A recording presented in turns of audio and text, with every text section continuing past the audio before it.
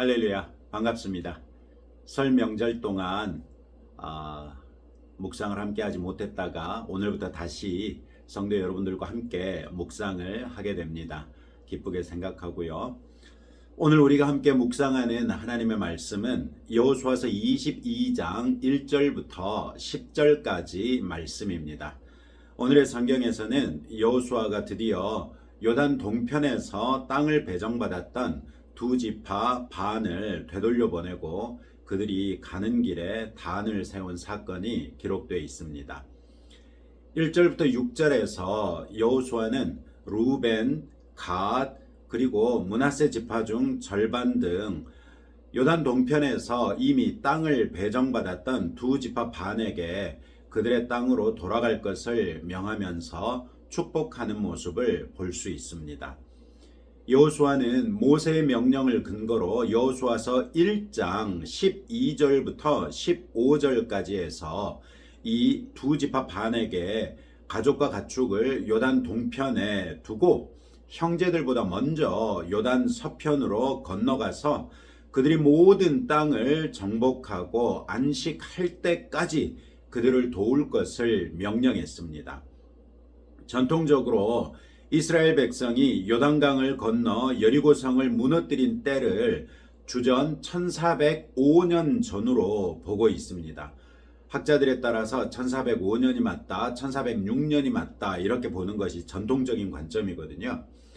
그리고 북부지방까지 정복한 때가 주전 1402년 정도가 되고요. 땅을 분배받고 요단 동편으로 두 지파 반이 귀환한 것은 늦어도 주전 1305년경에는 마무리된 것으로 추정합니다.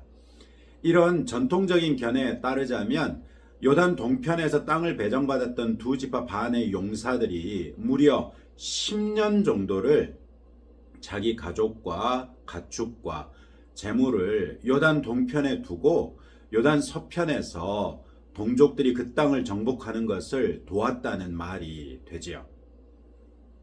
이 두 지파 반의 용사들의 신실한 모습도 주목할 만하지만 성경 그 어디에서도 그 10여 년 동안 요단 동편에 남겨진 그들의 가족이나 가축에 무슨 손해가 났다는 기록이 전혀 없는 것도 주목할 만합니다.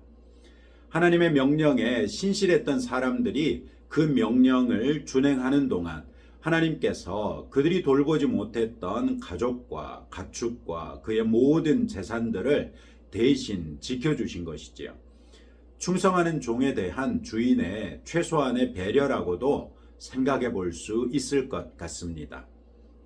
우리가 하나님의 말씀을 따르는 것이 하나님께만 좋은 일이 아닌가라는 문제로 고민했던 때가 있었습니다.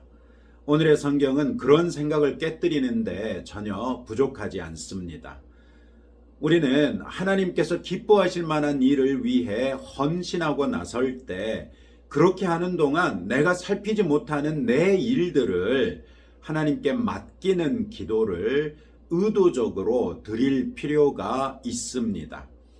모든 것을 아시고 능치 못함이 없으신 하나님께 내 일은 사소한 듯해 보일지라도 그것은 내 머리털의 개수보다는 더 중요하지 않겠습니까? 더군다나 내가 하나님의 일을 돌보느라 내 일을 소홀히 할 수밖에 없을 때 그것을 미리 알고 계신 하나님께 도움을 요청한다면 어찌 하나님께서 외면하실 수 있겠습니까? 여호수아는 자기들이 배정받은 땅으로 돌아가는 두 지파 반의 헌신을 칭찬하면서 그들에게 하나님의 명령과 율법을 반드시 행하며 하나님을 사랑하고 하나님의 길로 행하며 하나님의 계명을 지켜 하나님을 친근히 하고 그들의 마음을 다하고 성품을 다하여 하나님을 섬기라고 권면합니다. 이 권고는 하나님의 백성에게 하나님의 사람들이 무수히 반복하여 말했던 것과 전혀 다르지 않습니다. 그리고 이 권고에는 하나님의 마음이 세세하게 스며들어 있는 것을 발견할 수 있습니다. 바로 하나님께서 백성과 친근하게 지내는 것을 원하신다는 것입니다. 백성에게 친근하게 지내기를 원하시는 하나님께서 백성에게 원하시는 것은 우리도 너무나 잘 알고 있는 것들입니다. 하나님의 말씀을 지켜 행함으로써 하나님을 사랑하고 하나님의 길로 행하며 우리의 마음을 다하고 성품을 다하고 힘을 다하고 뜻을 다해서 하나님을 섬기는 것입니다. 이럴 때 하나님께서 우리에게 얼마든지 친숙하게 다가오실 수 있고, 그렇게 우리에게 다가오시는 하나님의 거룩하신 임재를 우리가 얼마든지 견딜 수 있게 되는 것이고, 그로 인하여 하나님과 동행할 수 있게 되는 것이지요. 결국 성경이 우리에게 권면하는 모든 말씀이 우리가 하나님과 친숙하게 지내며 하나님의 거룩하신 임재를 견딜 수 있도록 도와줌으로써 하나님과 동행하고 하나님의 뜻을 이루고 하나님의 복과 은혜를 충만하게 누리게 하기 위함이라는 것입니다. 정말 중요한 사실은 하나님께는 이렇게 하셔야 할 아무런 아쉬움이 없다는 것입니다. 우리가 없다고 해서 하나님의 뜻이 이루어지지 않겠습니까? 우리가 없다고 해서 하나님의 거룩이나 영광이 조금이라도 손상을 받겠습니까? 우리 한 사람 한 사람은 현재 지구상에 살고 있는 70억 인구 가운데 한 명에 지나지 않는데, 그런 우리에게도 하나님께서 친숙하게 지내셔야 할 이유가 무엇이란 말입니까? 결국 우리를 향한 그리스도 예수 안에 있는 하나님의 영원한 사랑 이외에는 아무런 이유도 찾아볼 수 없습니다. 그 사랑으로서 우리를 창세전에 선택하시고 하나님의 경륜 가운데 보호하셨다가 마침내 예수님을 믿는 믿음에 이르러 하나님의 자녀 삼아주신 그 사랑이 지금 이 순간에도 우리를 붙들고 계십니다. 그리고 그 사랑으로부터 우리를 끊어낼 수 있는 것은 과거에도 현재에도 미래에도 심지어 사망일지라도 끊을 수 없다는 것이 로마서 8장 마지막 부분에서 선언하고 있는 내용이지요.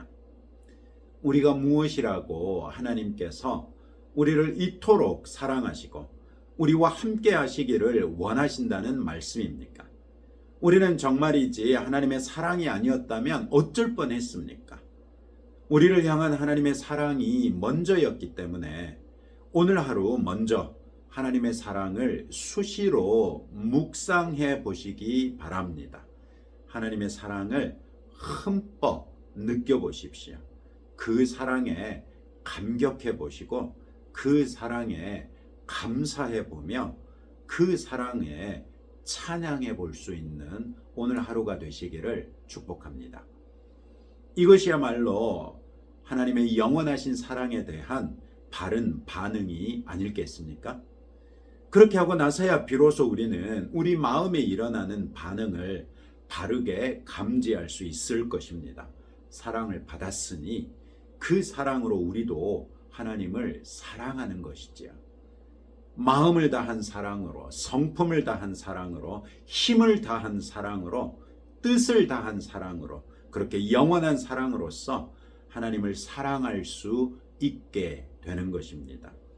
이처럼 하나님의 사랑을 받고 또 하나님을 사랑하게 되면 그때야 비로소 우리는 하나님과 접점이 만들어지고 그것을 경험하게 되면서 하나님의 임재를 맛볼 수 있습니다. 하나님의 뜻을 위하여 헌신할 수 있고요. 우리를 통해 영광 받으시는 하나님으로 인해 기쁨을 경험할 수 있을 것입니다. 여호수아는 이제 자기 땅으로 돌아가는 두 지파 반을 빈손으로 돌려보내지 않습니다. 7절부터 10절에 보시면 여호수아는 그들에게 너희는 많은 재산과 심이 많은 가축과 은과 금과 구리와 쇠와 심이 많은 의복을 가지고 너희의 장막으로 돌아가서 너희의 원수들에게서 탈취한 것을 너희의 형제와 나눌지니라, 이렇게 축복하면서 보냅니다. 지금까지의 그들의 삶이 전투에 전투를 잇는 불확실한 삶이었고 불안한 삶이었다면 이제는 하나님께서 약속하신 땅의 정착민으로서 자기들과 가족들과 특히 자녀들의 미래까지도 든든하게 뒷받침할 수 있는 많은 재산과 심이 많은 가축과 은과 금을 가지고 금이 환영할 수 있게 된 것입니다. 뿐만 아니라 구리와 쇠로서 농사와 생활에 필요한 여러 가지 도구들을 만들 수 있을 것이고 이제는 평화로운 삶을 영위할 수 있게 될 것입니다.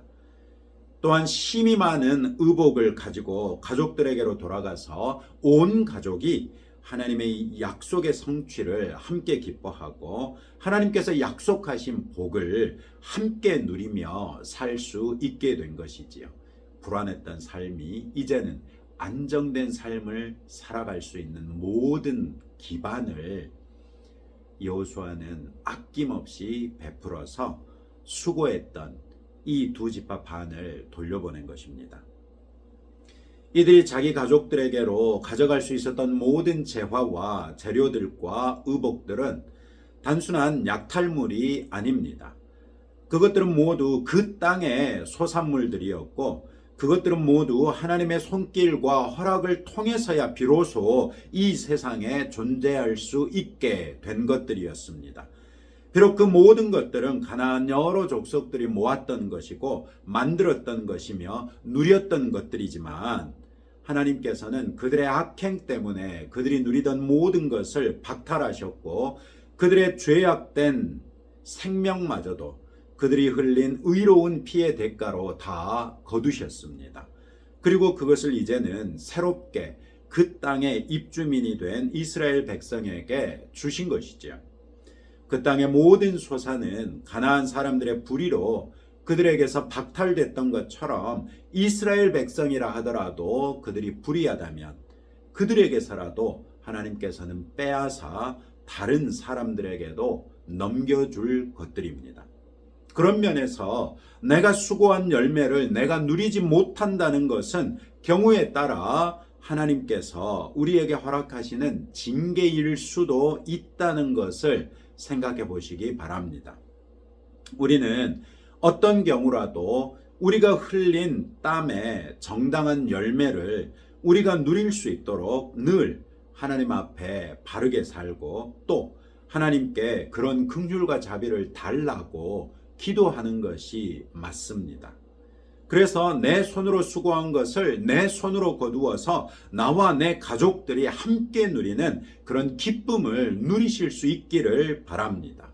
또 그런 삶으로서 하나님께 감사하는 성도들이 되시기를 주님의 이름으로 축복합니다.